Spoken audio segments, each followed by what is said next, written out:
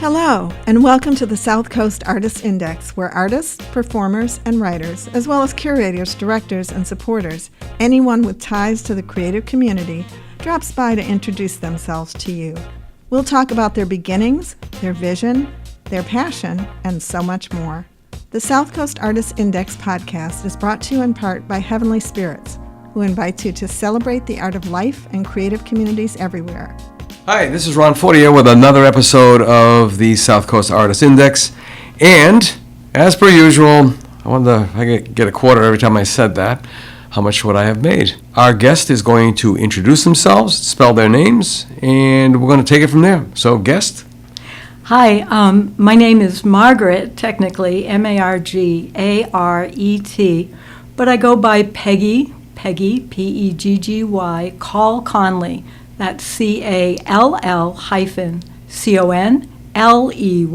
Thank you. It's important. It's amazing how you're listening to this in a car or whatever, or you don't have something to write down, and there's something about already initially, that you're interested in. You see the description on Apple Podcasts. You want to know a little bit more information, but now, or you want to Google this person, but if you don't have the right name, it's just one of those crazy things. And sometimes I get some funny stories about what happens with people's names, and some of the simplest names are the ones that are the people who have had the most difficulties with. True. So, how long have you been an artist? All my life, actually.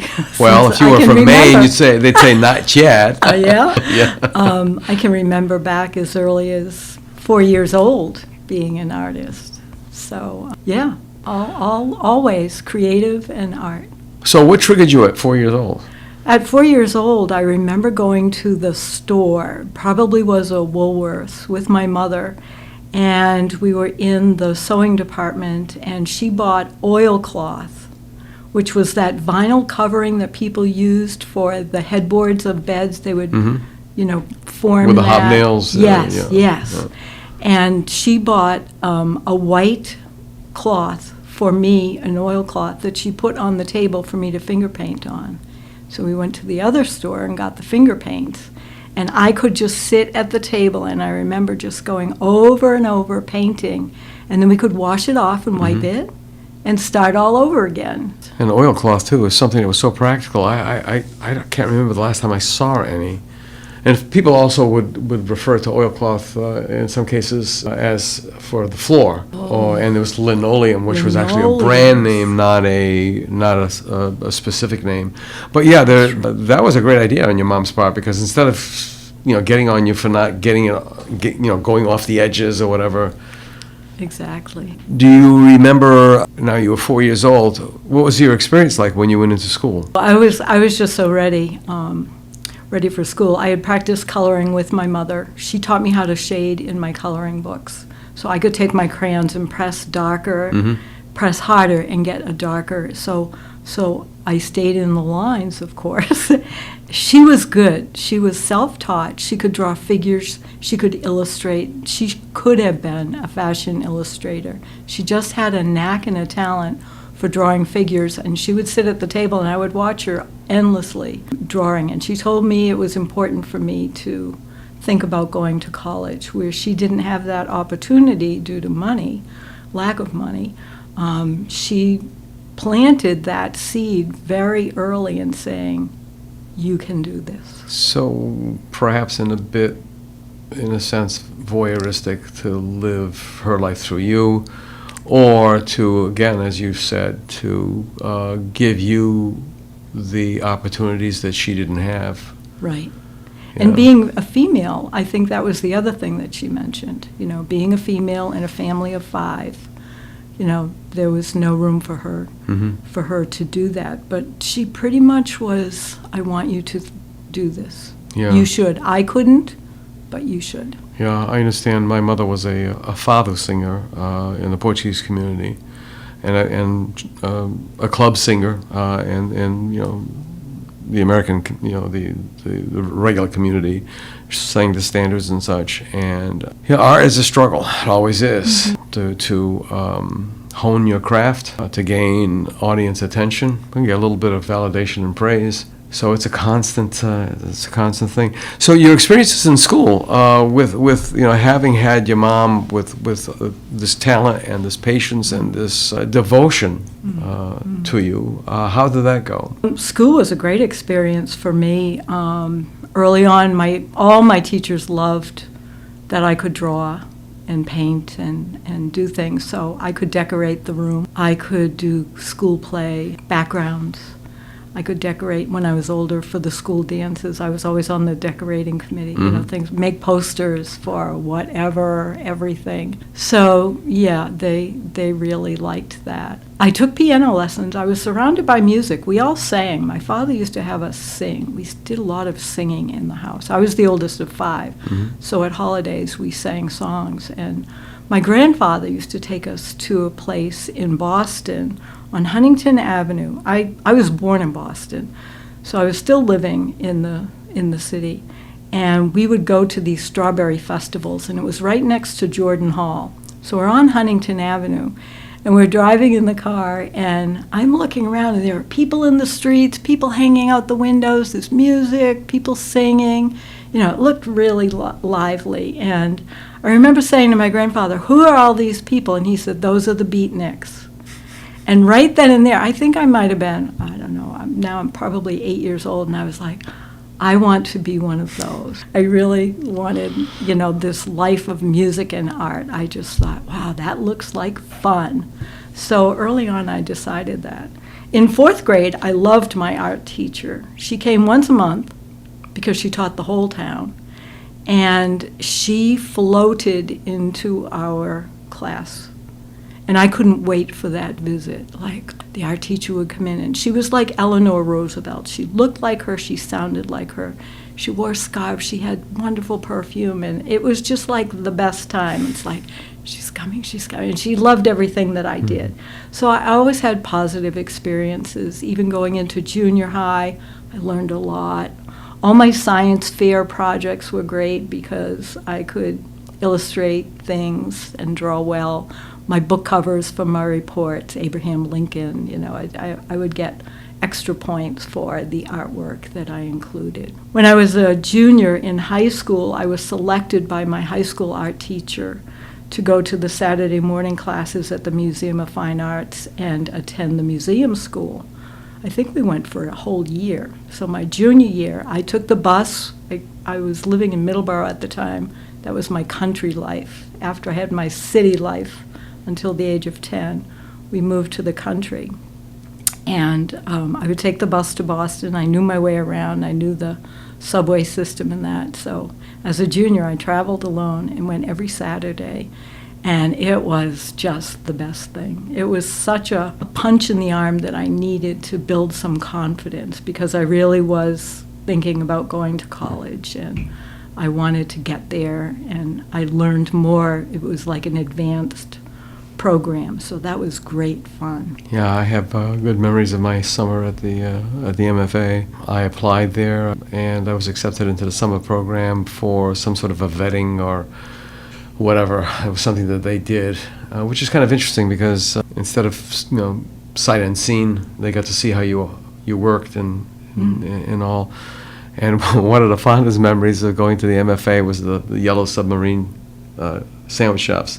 They had really great crab sandwiches. I still remember those things. I still remember those things. I think a bag of Doritos, a crab sandwich. It was at least a 6-inch crab sandwich, and a bottle of Pepsi was like a whopping fee of $1.75. I used to like walking up Tremont Street by was it Steinway Piano Company? Mm-hmm.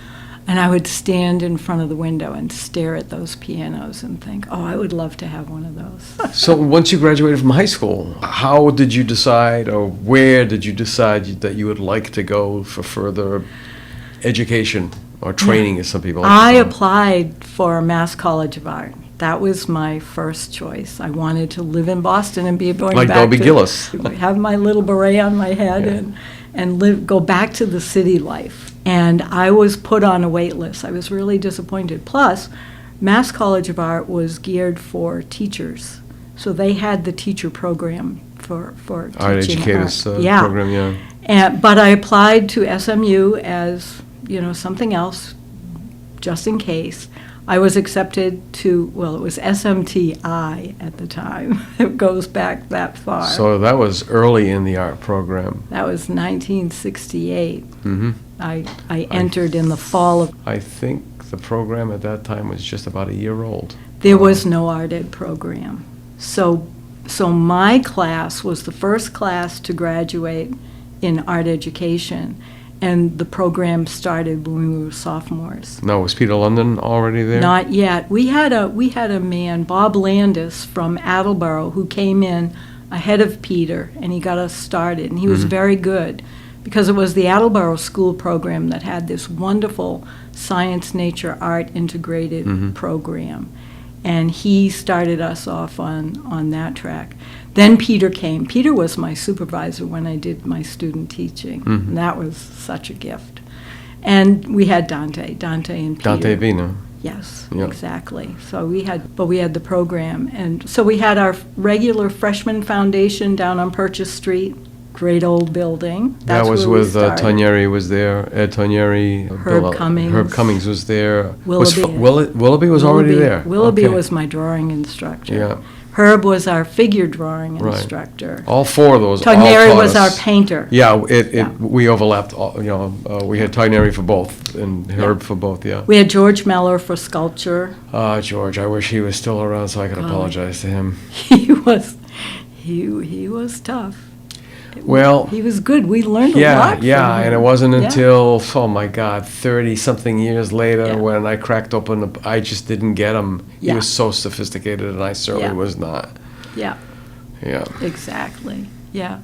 Great memories of him, Yeah. like what he had to offer us. When we did those heads, the Mr. Murphy, the model, we did Yeah, yeah. the bust with yeah. the head. I just realized that Herb, Willoughby, Frank, and Tonieri, we never called him Ed, it was always Tonieri. They fed our souls, Yes, but it was Meller that fed my head. yeah. Yeah, he had us reading some very Oh, interesting books and listening to John Cage. The Necessity of Art by a Socialist Approach by Franz Ernst. Yes.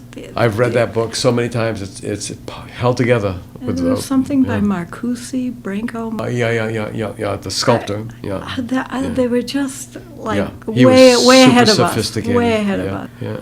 And then when they moved to the main campus, they had that raku kiln, which is just basically a bonfire. And he was also a globalist, I believe. One world, they called them one world people back then. Well, And his Bucky sculptures Fuller. reflected. Did Yes, you learn yes. about Bucky Yes, Fuller Bucky- from oh, him? yeah. I had all of Buckminster Fuller's. He taught us It was an things incredible. that we were never exposed to. And Oh, I'm in high grateful school or anywhere, yeah. to have Yeah. been able to open my eyes Yeah. to other things. Yeah, when I was interviewed at the University of Miami, I remember the department chair walks in. I was already sitting in his office, and I'm gonna have to sanitize it or just use a sound. He walked in and he said, "Where the bleep did you go to school?" I'm like, "Oh, great! I bought an airline ticket. I got a room." And this guy was like, This is already going south."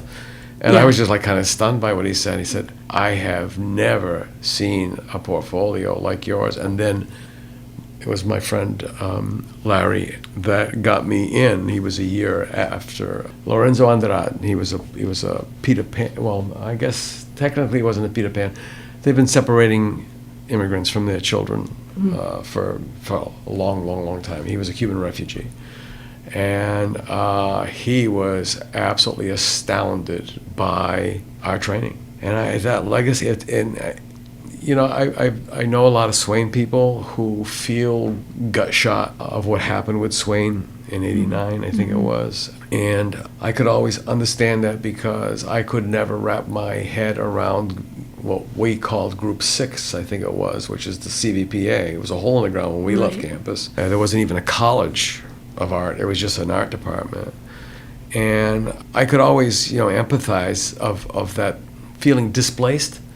But wow, to see, even though the Star Store has nothing to do with your experience or my experience, other than shopping there, and going, with getting the really good peanuts. They had peanuts there too, as well as the peanut store. But to see that program imploding is heartbreaking. I saw Tony Maraglia a couple of months back, and he said, "Ron, do you remember how many drawing sections we had when you were there?" And I said, tell you the truth, I didn't count.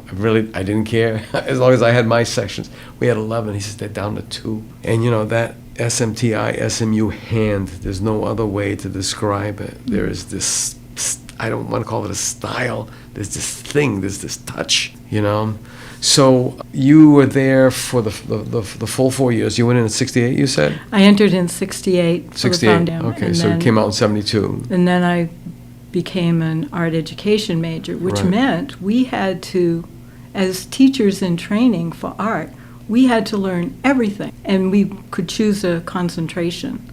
So I was exposed to printmaking, to calligraphy. I had calligraphy with Nesbitt. Was it the master. godfather or grandfather of American typography? Of his book, and I bought one of his wife's prints. But it was all hand calligraphy. Right. I used to do calligraphy for people later in life as a little side job. So we had ceramics, we had sculpture. I chose as my concentration photography. So I had Ted Mead. Oh, yeah. For What a like gentleman. 3 years. What a gentleman he So was. 6 semesters of photography, right up to it. I can still see him standing there with his pipe in his pipe, mouth and yeah. the gray lab coat. Yeah. Always his tweed coat Yeah. underneath that, Yeah. and always a tie. Yeah. Yeah, wonderful, wonderful man. I learned a lot about photography, the history of photography, and we did our own black and white. We had the lab. Mhm. We developed our own film, made our own prints. Yeah, you could smell the hypo a mile away. Yeah. I always say that I learned a lot about composition in photography. It really trained my eye. Yeah, the It was a framing. good thing. It's all about the framing. And I only had maybe two or three semesters of painting, so I didn't consider myself a painter. I painted, but I was really into the photography at the time. Did Howard Glasser come on the scene while you were still there? Yes, Howard was there, Okay. but I didn't have classes with him. But I went to the Eisteddfod. I have a poster that he designed. I have one of the early Eisteddfod posters with his calligraphy. Yeah, he was on another there. master. Yeah, he was great. I tell you, I don't know how much it cost you to go to school there between 68 and 72, but between 71 and 75, and people look at me like, oh, you're so full of crap. It was $2,400 all 4 years. You don't want to know what I paid in 60. Probably $250 a year? $200 a semester. A semester? And then maybe $50 in fees. Oh, student fees, yeah, $250. yeah. And the summer before I started college, I went away and lived on an island in Maine. I was a waitress at an old inn, Mhm. a very old-style inn with the shared bathrooms and the single rooms, beautiful view. And I lived this Maine island life. And one of the things that was exciting about being up there was a lot of the visitors were artists. And the woman, who was the wife of the owner of the inn, would allow me to go into the parlor on the critique night when the artists did their paintings. Wow. Because she knew I was going to school to study art, she said, Peggy, your work is done. You may go into the living room. They're having a critique. I want you to go in there. We weren't allowed to mingle with the guests, ever. Mm-hmm. But she allowed that for me, and I would just sit in the corner and soak it all in.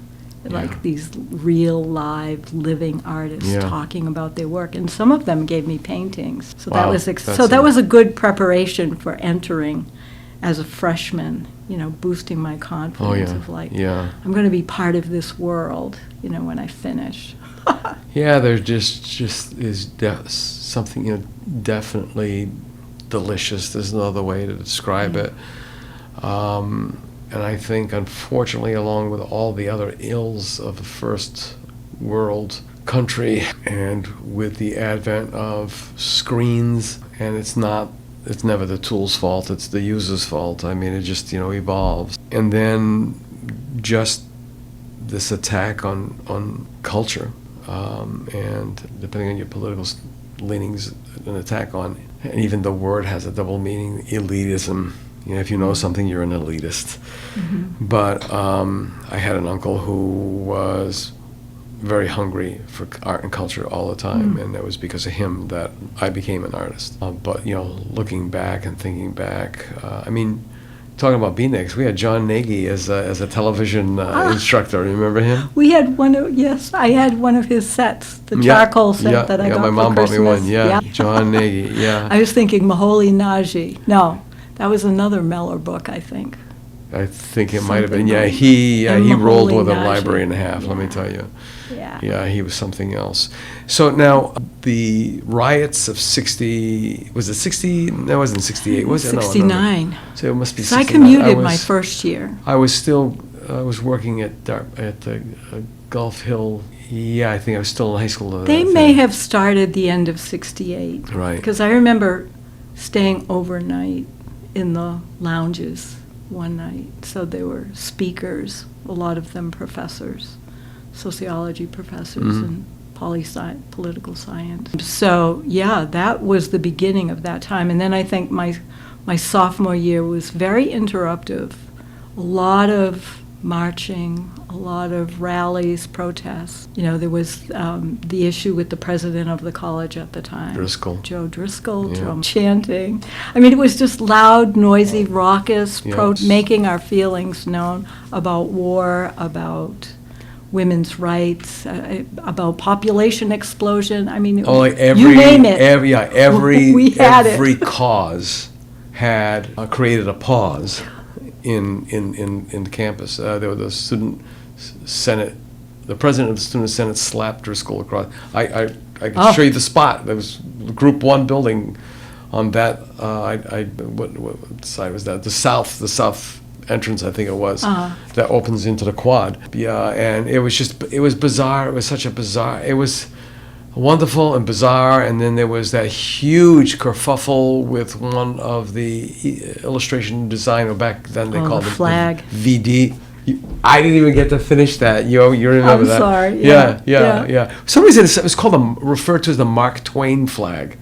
I don't remember, but I don't even remember what the issue was with the flag. well, Did it was he an make American it upside flag. down? No, it was He an painted it? American flag, and in the blue field, instead of stars, it was a swastika. Oh, really? Okay. Yeah, and that. And oh my Kruger God. Donald Kruger was the professor, the Yeah. art professor. Yeah, that's right. Yeah, that was Oh my a God, big issue. the place was rocking constantly. And of course, there was May Days, and I used to tell my students when I was teaching at the College of Business, believe it or not, about free beer and chicken, and the free beer. Yeah, these have beer trucks come on campus, and it was all this beer and all this Oh, chicken we and didn't such, have and it that. was, and I still say with a straight face, we were in class, we could still smell the concrete curing on the wall in the walls. When I was there, we had the Woods of Dartmouth. Oh, I was yeah. a security guard in the parking lot for one of the days, and I remember letting Manfred Mann, that band from England, into the parking lot and showing them, where to go. I thought that was. I couldn't go because I had to work at Gulf Hill because everybody Yeah. else abandoned ship, and I couldn't do it to Ed Pickard, who was the manager of Gulf Hill Parlor, was almost like a grandfather to me, and I just couldn't do it to him. Yeah. And let me tell Right. you, when I saw Star Wars, and they had the bar scene, I knew what the bartender in Star Wars, what the character felt like. The stoners coming in, and then we had the astronaut sundae, and I forgot how many scoops, 50 scoops of ice cream in the astronaut sundae, and we had, I forgot how many flavors. I still remember prices, but not all the flavors, but there's a lot of flavors. Now you got this stoner trying to figure out what flavor they want, instead of saying make it all, one of this or half of this. Oh, it was a riot. And then of course, the way people were dressed back then was. That's where I went for my graduation from SMU dinner at the Gulf Hill restaurant. Yeah. And then I went with a friend, a fellow graduate. We went downtown somewhere to play pool. That was the big celebration. Joe Marshall's? No, what was the place called where Freestones is? Oh, it was Herman's, and then it was the Pequod Lounge. The Pequod Lounge. You went in there?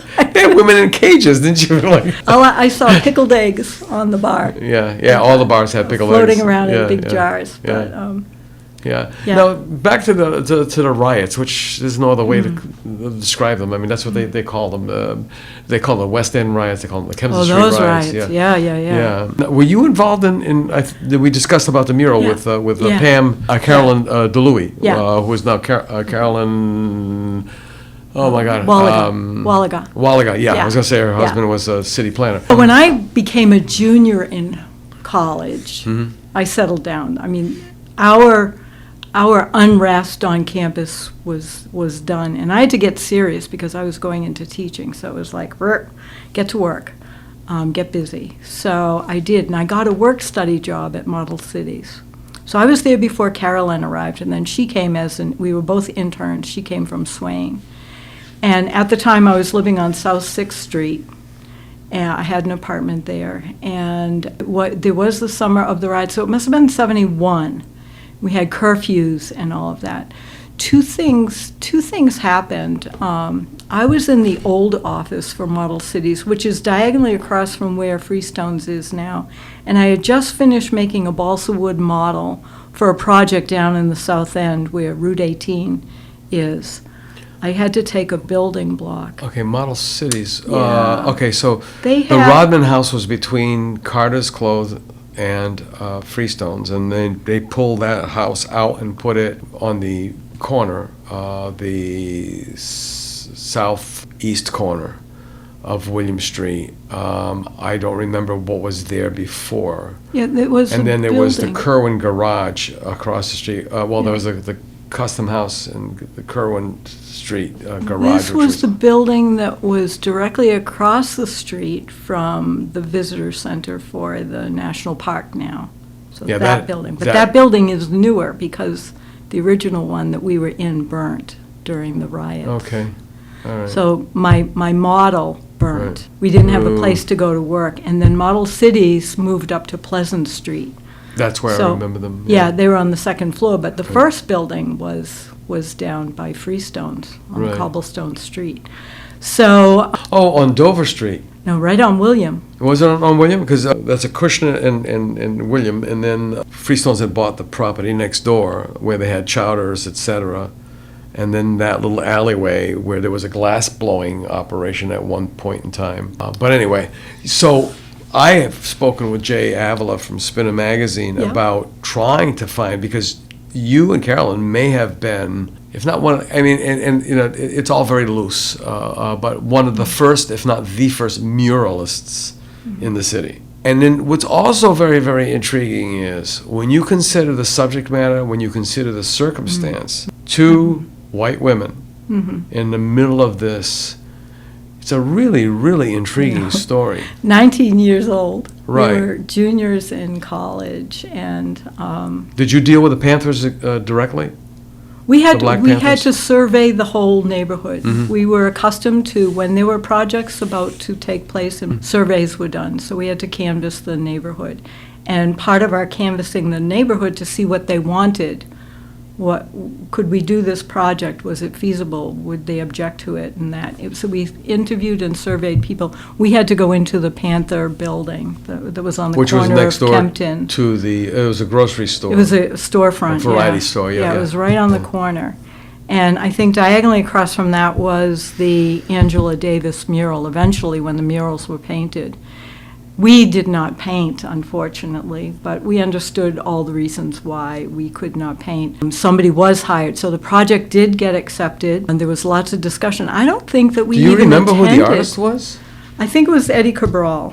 Eddie Cabral. Yeah. Okay, it's and the first time. I think he went to SMU with me.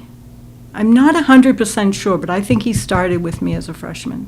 So he might have been in my section, and I've lost track of him, I don't know. But I think he was the painter that it was So decided Lorenzo upon. Andrade, let's see, I got out in 7, and you got out in 72. 72. So Lorenzo was was a year ahead of me. So that meant he got out in 74, that's right, yeah, I'm getting it all screwed up, 74. Yeah, and I can still remember the senior painting studio at the top of the steps on the left. But Eddie Cabral, right? I think so. Okay, because I've got this seems to thing be- where I think this is really important to find the artist. I always thought you and Carolyn did those murals. I mean, They weren't going to let two white women go. well, into the and again, it West End. wasn't. It was a matter of principle, I think. Yeah, and it was the right thing to do. The purpose. And imagine if they had let you do it, the backlash that they would have Right, received from the community. Right. So who's it all already had to be incensed, yeah. based on Yeah. what the neighborhood wanted, Right, right. what the West End wanted, because this was to help heal after the riots and all the issue with Lester Lima, the Oh, shooting. God, that was a mess. You know, and then some other individuals in that neighborhood were shot but not killed. So this was a way of appeasing, we thought, and healing, a step in the right direction. And the subjects for the murals were chosen for a variety of different reasons. So there was, oh my God, Martin Luther King, MLK, Martin Luther- Angela Davis, Yeah. and Malcolm X.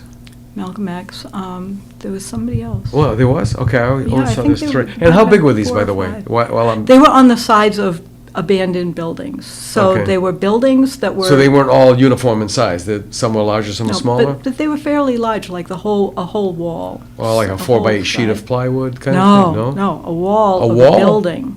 A wall of a building, And yet- as I recall. And they were, I believe that they were all done in black and white, black, white, and gray. So they were striking. Mm-hmm.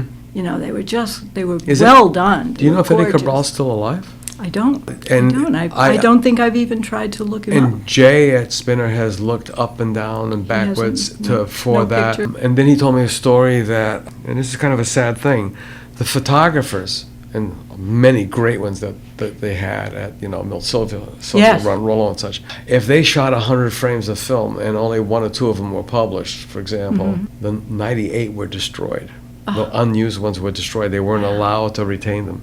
And unfortunately, we didn't have phones with cameras Exactly. walking around to document everything like we do now. So I don't know if Yeah, you'd have there's to use any a brown, an documentation. old drugstore brownie, camera or something like that. Well, I would really love to see it, only because, I I know. know, something's telling me, either A, I may have seen it myself, and it's way buried, deep in the back of my head, so to speak. But I think it's really, really an important thing, especially now with, let's just look at public art, urban art. Oh, there's so much now. Yeah, there was so much now, but there was a time where it was like they were hooligans, they were vandals, they were all these things. And, they're the taggers, bombers, and so on and so forth. And I always used to lecture in my art history classes when they would ask me about public art. I would say, I don't know. It's to legitimize them. It's like on the edge of a knife. To legitimize them is like caging a bird. You're going to kill them. You're going to take the spirit out of them. To ignore them is no better. So it was interesting how it just slowly evolved and it's become accepted. Now, prints are being made of some of these walls because they were never meant to be permanent, especially part of the culture that brought up this incredible, genre. Well, and I think that those buildings were scheduled for demolition, so we knew that they weren't going to last anyway. But it was going to be something that, for their duration, they would be the surface on which Sheesh. to paint. So it was pretty cool. I mean, we were thrilled to see them happen. That's all we wanted. Yeah. It was our vision Yeah. to have this take place. We didn't have to be the artists. We didn't care about that so much, but we just wanted to see it, and it did live for a while. I'm wondering now, again, when I got out at the University of Miami, my first job, it was a seated job, Comprehensive Employment Training Act job, yeah. working for the Mayor's Office of Historic Preservation. The mayor at the time was John Markey. And we had to do a windshield survey of the entire city. So we were broken into teams. I was the office manager. I had to oversee all of the teams. And every building that was, deed research, the whole 9 yards on there. In fact, we went into it all depends on who you speak with, the Poly and Nathan Johnson, or the Nathan and Polly Johnson home where Frederick Douglass came to freedom. People who know the history and have a bit of a bone to chew about Nathan Johnson. He got all the glory where Polly did all the work, kind of thing. I mean, it's like this feminist thing. But it's kind of cool. But Mrs. Haney, who owned that building. But the point being is that I'm wondering, and we photographed every building. So I'm wondering if they were still left up at that time, because we also had to make recommendations on what to save and what to be demolished. There could be documentation somewhere. There's another project that we developed after we left Model Cities, after we graduated from college, and our vision was to have New Bedford become a center for artists. And we wrote up a lengthy proposal, and I've searched for it. Carolyn has asked me, did I have it? Because I hand wrote it, and we wrote it in Sharpies, and it was on legal size paper. I can picture it. But I think I had it in my school file cabinet. When I became a teacher, we had a fire at the school in '88, Wow. and I think it burnt in that fire. So that was the only copy that I had. But our vision was to provide studios downtown for artists, working artists, to have gatherings for the artists, to share supplies, to share space. And I even think that we called it Artworks. And we passed the proposal around somewhere. We were trying to get funding. We were actually trying to create jobs for ourselves. And we didn't get the funding. But we were both in need of work and jobs to support ourselves. And we each moved on in our lives. And I often wonder what happened to that document, because I know we submitted it somewhere to someone. And then later in life, I ended up working at the Teen Center at Artworks around the corner from Freestones in the summers. That was a great program. And it was funny for me to be walking into that building and going, it's a teen center. And then up on William Street, when around from the peanut store, there were the studios of the artists for a while there on William Street. You know, and the Cummings building. Yeah, I was an adult by then. You know, but it felt to me like a piece of my vision had been realized by another group that was able to get it off the ground where we couldn't, and I was just so pleased to see that. We had several moments of these fits and starts where we thought something was going to happen, and then the downtown mall when my mother remarried, we moved to Dartmouth, so I ended up going to the Elmer M. Poole School for the 8th grade. We were the last graduating class of the Elmer M. Poole. It was a junior high school, which doesn't... Is that the town hall? It's now town hall, Yeah. correct, yeah. And so leaving the city, it was like moving across state back in those days. And I just lost a thought, although Maureen Kennedy just did pop in my head. That was my 8th grade art instructor. And she was one of the warmest, sweetest instructors I ever had, and she was a drop-dead gorgeous woman. I mean, that didn't hurt either, being an adolescent. But yeah, there were so many fits and starts. Everybody thought that it was the next thing was going to happen. Yeah. And it would just fall apart. And now, up until maybe about 7-8 years ago, I thought, the bubble's going to burst at any moment, but it just, maintained itself here. And then, CVPA collapsing, and I thought, oh, here he goes. There's the plug in the jug. Yeah. But you guys, you and Carolyn had vision. In fact, I'd love to, if you're willing, if Jay can find any information on that artwork or some of those other things, because you just never know. I mean, they're a huge archive, and it's not called up. If it's not called up, then it's just amongst the many items that they have. And to get Carolyn on a Zoom and you here, I mean, we can pipe it in here and talk about back then, because that was the genesis of what we have now. Yeah. And it's great. I'm happy. And AHA, I think AHA had a lot to do with getting those things off the ground too. So then I graduated from college, looking for a teaching job, did not want to leave the area.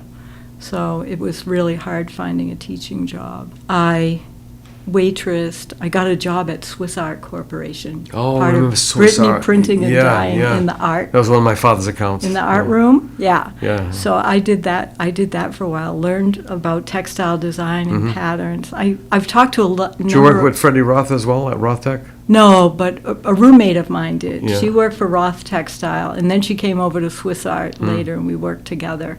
But I did that for a while. I used to dream about lesson plans that if I were teaching, I would do this and that while I was scribing and cutting film. But that was an interesting job. Ruby, I always felt I felt connected to the world of art, and eventually I got a teaching job, which was great. Was it in the New Bedford Public School System? No, I taught up in Middleborough Public Okay. Schools. All right. And then I later taught, when I was laid off with Prop 2.5, as most art, music, and phys ed teachers were during the 80s, early 80s, I picked up a job at Friends Academy, which was a dream. I worked there for a couple of years, and then I was called back to my public school job. And I remember I said, I have to go and visit the school before I say yes. And I went there, and I felt like there were hungry kids. Hungry for Did art. you know that Tonieri, and I just found this out recently, with some of the photographs that Jay Avila had sent me, that Ed Tonieri taught at Friends Academy? Did he really? Yeah. Oh, Yeah. wow, that's amazing. Yeah. Did he have a daughter? Yes, he did. I think her I name wonder was if she went to school there. Heather. Yeah, yeah. I think, I yeah. remember he talked about his daughter, yeah. That was a great job. I had fun. It was like night and day. But I really felt compelled to go back to the public school. I felt like they needed me. I felt if I left Friends, and I cried, all the kids hugged me, but leaving there was difficult. But I knew that they'd be okay. They'd always be okay. And I felt an obligation to go back to where I began. So that was interesting. Well, when I got that job, I was handed nothing, Right. just a plan book. No curriculum, nothing. So that was like 76. And I was just on my own to write a curriculum and design it, which I did, and I had a blast doing what I wanted. Well, you didn't have the layers of administration either. No, I was prepared. The training that I got at SMU prepared me well for designing and implementing and writing a whole curriculum. So grateful for that. By the time I left, things had totally gone around in another direction. Then we were being told, how to do it, why designing rubrics for everything.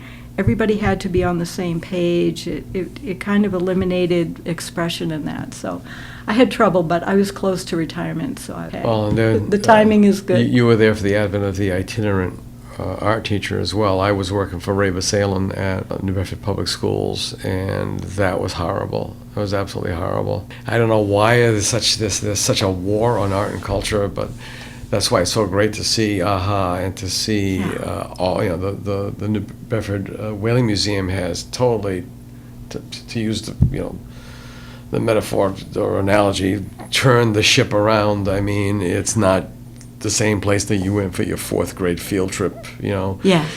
Yeah. And we've got so much vibrancy, and art is, even though nobody can tell you how much it produces, is now in industry in here. We got to wrap it up. I can't believe it went by this fast. Oh my goodness! It went by so fast. It It's did. crazy. It went by real fast. Yeah. So, where are you now, and where do you hope to be? Well, I'm a watercolorist, so I learned the art of watercolor through Arlene Marlowe. I took intense graduate level courses with Peter. Through Peter London, I learned art as expression. I mean, just full, deep, go deeper, go deeper. He had a cult going, Yeah, I was a follower. You were a cult and we were like scrubbing on paper with chalks and pastels, but it was just like, it was emotional. Get it out, and it was spiritual. Arlene taught the technique, and she introduced me to plein air painting. I was in her intensive course in Woods Hole, and she said, and now tomorrow I want you to get together this gear, and we're going out to paint in Woods Hole Center. And I was like, are you kidding me? People are going to see us and watch us? That was not my experience. but I instantly fell in love. So I'm a plein air watercolorist and grateful for Arlene's teachings. I also took intensive courses with Ginny Fryermuth, and we were based in Fort Phoenix and Fort Tabor. She did a coastal intensive course, so we'd work 9 to 5 for 5 days straight, every day. Wow. And yeah, I love that type of immersive environment.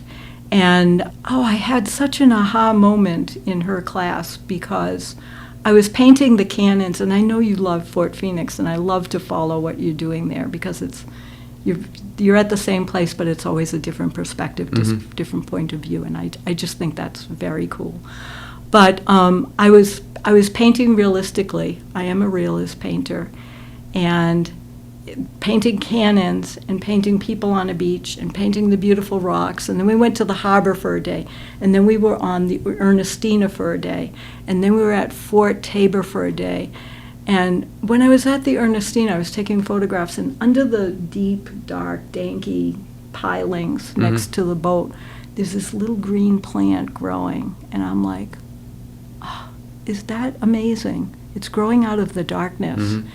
And I'm thinking about cannons and playgrounds at Fort Tabor and a fortress and the coast, and it's like life and kids and joy and these looming things. And we went to that military museum as one of our journeys of the day, and I was so emotional, like what a change from my college. Like I was just very like, these forces have protected us, and it was such a turnaround. Well, I mean, not too many cities can boast having 2 forts that were part of the Coastal Defense Network. But I realize now, after going up to Maine too, the Maine coast has all of those towers. The observation towers, the towers to watch for submarines. So there was this whole metaphor for life, the persistence of life. In contrast to the possibilities of darkness and attack or contrast or whatever. But, I produced a whole bunch of interesting paintings. The first one was starting with my childhood in Hingham in the summers, where the Nike missiles used to go through there.